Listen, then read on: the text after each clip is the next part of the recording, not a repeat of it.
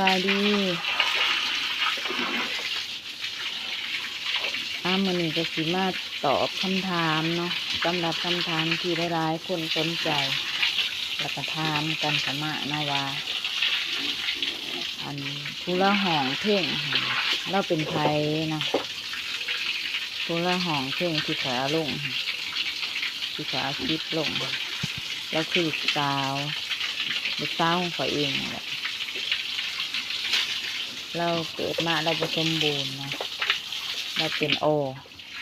ที่คนอื่นเนี่ยออทิสติกเนี่ยเนาะเราบ่สามารถที่ว่าสิช่วยเหลือตัวเองได้เบิดทุกอย่างว่าซั่นจ้ะเนาะ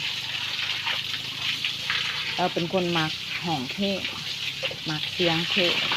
แต่เราสิบ่เว้านำเฮาเว้าแบบ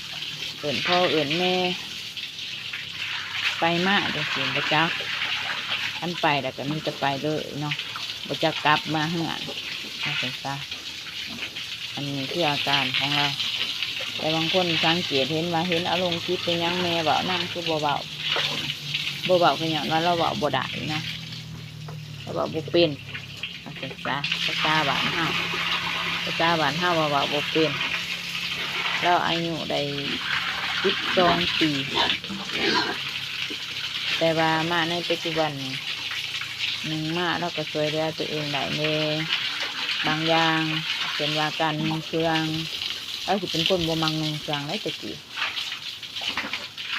ก็นุ่งเครื่องเอง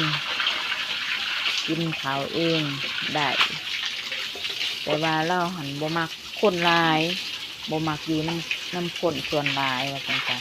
อยู่แต่คน1 2 คนคันคนหลายเราก็หนีโลดเราบ่อยู่เราบ่มักคนหลายบ่มักแบบว่าบนแสวอย่างเงี้ยนะ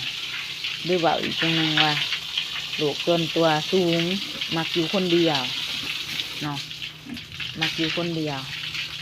เวลาเขาสอนเราหันว่านี่เราจะเบาๆเราจะบ่สนใจแต่เพลงนี่ว่าจะเปิดขึ้นเราก็หันไปดูเนาะแต่ก็จื้อเพลงห้องได้แต่ว่าสีฟังแจ้งคือกันกับเราปกตินี่มันก็บ่แจ้ง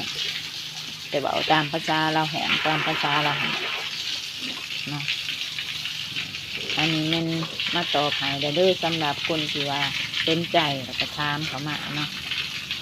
แต่ที่นี่สำนักต่อกันคลิปใหม่